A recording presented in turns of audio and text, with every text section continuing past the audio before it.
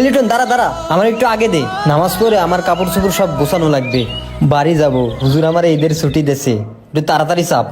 হুজুর ছুটি দেছে? হ। এখন তাহলে কনে যাবি? বাড়ি? হ্যাঁ বাড়ি যাব। তোর বাড়িটা যেন কনে পড়েছে?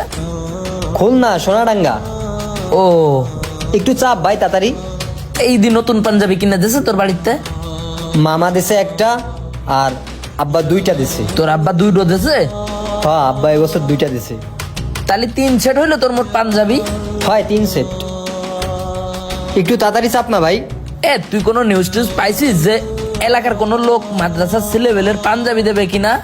না, এখন আর বড় লোকরা এতিমদের দান করে না। না, আমি এই মাদ্রাসায় তো অনেক দিন ধরে আছি, এই এলাকার লোক তো তেমন একটা দান করে না। আমি ছোটবেলার থেকে এই মাদ্রাসায় বড় হয়েছি। ওই যে বড় হুজুর ছিল না আমাদের মাদ্রাসায়, যিনি মারা গেছে, হ্যাঁ উনি আমারে নিয়ে আসিল নাকি কন্তে, আমি তো জানি না। তারপর থেকে ওনার কাছেই থাকতাম। ওই নন্য ঈদি ওই হুজুরি আমারে দিত পাঞ্জাবি যখন হুজুর বাইসে ছিল, কিন্তু হুজুরটা মরে গেল আগের কুরবানি ঈদি। আর এখন গল্প করার সময় নাই ভাই, তুই একটু চাপ, আমার যাওয়া লাগবে।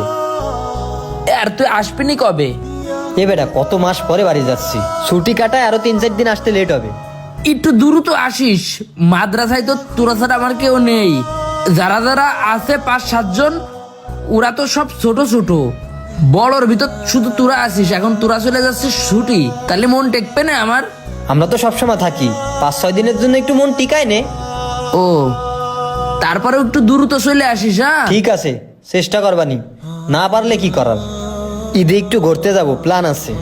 হাফেজি মাদ্রাসায় পড়িস, মুখি দাড়ি পাঞ্জাবি এই পরে মনে কর যে কোনো মেয়ের সাথে টাঙ্কি মারলে কিন্তু বদনাম হবে, বুঝতে পারিস? আরে এই সকল হাদিস আমি ছোটবেলা দিয়েই পড়ে আইছি, তোরে আমার সেকেন্ড টাইম মুজান লাগবে না, ওটা পড়ে গেছে ঠিক করে নিস। আর তুই বাড়ি যাবি না? ওটা তো গুতো আমার ফেলাই দিলি। আর বাড়ি আমার আছে নাকি? আমি তো মাদ্রাসাতেই থাকি, বাড়ি কি করে যাব? আমি তো এই মাদ্রাসায় 6 মাস, তোর যে বাড়ি নেই এটা প্রথম শুনলাম। এ থাক, ঈদের পর এসে কথা হবে। হ্যাঁ আয়, দ্রুত নামাজ পড়তে আয়।